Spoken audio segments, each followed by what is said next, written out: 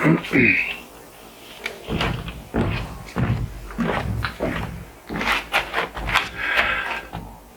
a very short video today. The only reason I'm doing this is to help with illustrating an article I'm writing about this posture. So the main point of in our new house with our new cats, the main point of the article was to use this exercise, which is exercise number 2 in Grandmaster Feng's silk reeling set.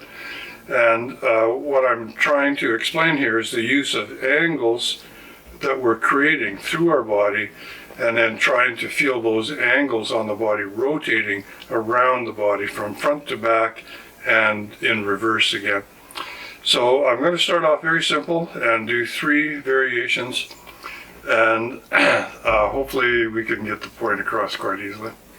So first variation, I'm just standing naturally, normally. Now if you have a habit of tightening your hips and your knees, quit doing that. So very first thing you want to do, of course, is bend your hips and knees, and you can check this very easily by putting your hand on your quad and feeling whether you're loose or not. Another method that I used to use quite frequently is just a very gentle shift of weight from one hip to the other, making sure that I've actually bent that side and that I'm capable of sitting on that hip, in other words, rooting through that hip. So the chest should be a little bit rounded in, just relax. We're not forcing anything strange to happen. Shoulders sunk and breath sunk also. So first variation, very, very simple. And this is the name of this exercise. It's called rotating the neck. So you can see that with the top of my head, I'm trying to make the biggest circle possible. I'm not moving a lot right now. That's going to come later. But even this most basic method can go a long way to restoring health and getting rid of excess tension. So one thing you may notice if you're watching closely is that when my head goes to the right, I desynchronize my shoulders, and this is supposing that you're capable of loosening your shoulders in movement. A lot of people are very tight up here, very stiff, and things don't move very well. So drop your shoulders, and when your head goes to the right shoulder desynchronizes with the left shoulder.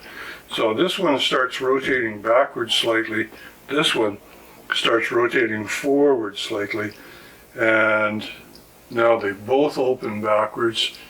My chest movement is open as well. Now again, in transition, my shoulders desynchronize, so this one starts to go backward a little bit more, and the right shoulder starts to come forward slightly, then both forward.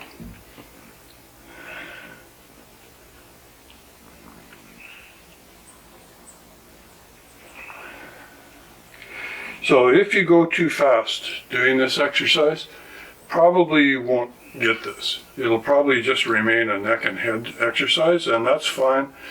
You're still going to get a lot of benefit from it, but if you do as I'm suggesting, you can get a lot more benefit, and of course you're going to be involving a lot more body parts.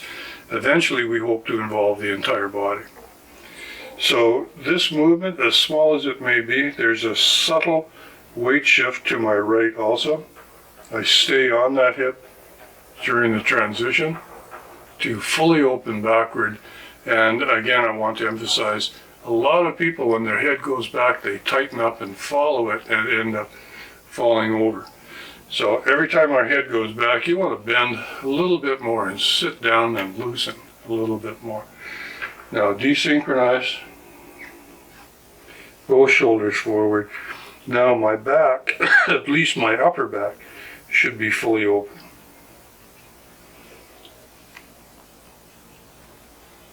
Okay, so the only variation on this variation is to reverse your movement. So both shoulders forward, back open, desynchronize in transition, both shoulders backward, and chest open. Now remember, the description of this exercise is rotating the head and neck. So that is the main thing that we're doing. We're just adding more support and doing it in a more correct Tai Chi fashion. So second variation on this one, I'm going to step slightly wider, not a very deep stance yet by any means. And there's going to be more weight shift, and there's going to be more opening and closing of the upper body.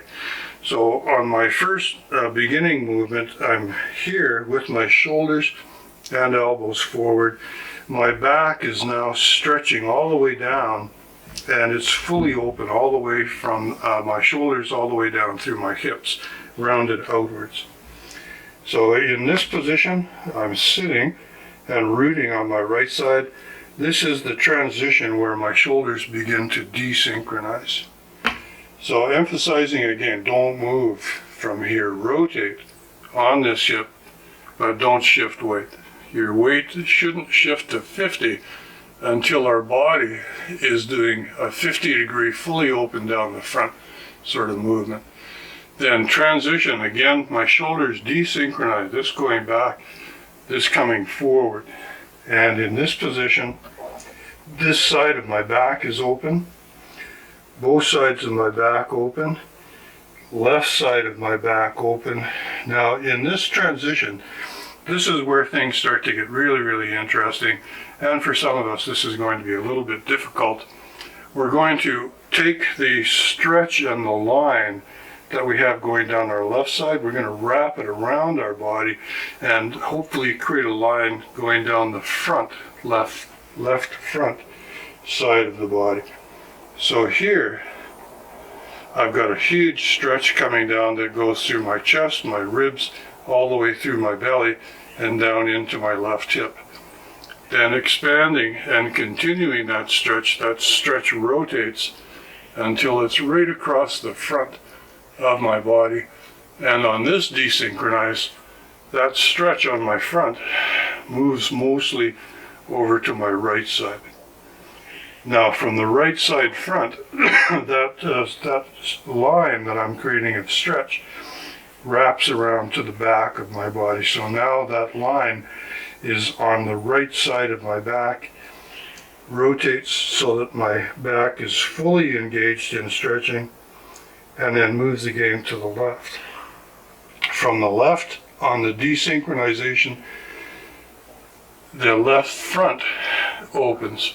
So if you shift weight before it's time to shift weight, you'll find that you have a really hard time creating that stretch because any stretch has to be anchored. And what you've done by moving too soon is you've broken the anchor. So we need to stay on the right side as we're revolving the left side until that stretch is fully developed here, then fully developed through the front, fully developed on the right side front, and then again wraps to right side back. So in effect what we're doing is we have a small rotation on the head, and small is comparative, of course. Compared to the hip movement and the torso movement, the head movement is quite small. What we're doing is creating lines coming off of this small head rotation. We're creating lines that follow that rotation and wrap around our body following the head movement, so that when our head is back, the stretch is coming down the front. When our head is forward, the stretch is coming down the back, and in transition, we're opening angles either on the back or on the front of the body. So really cool exercise, really fun to play with, and the health benefits are huge because once you can do this, you're actually moving inside your body and creating stretching that affects your organs. So I did say 3 variations. We've covered most of what I wanted to cover.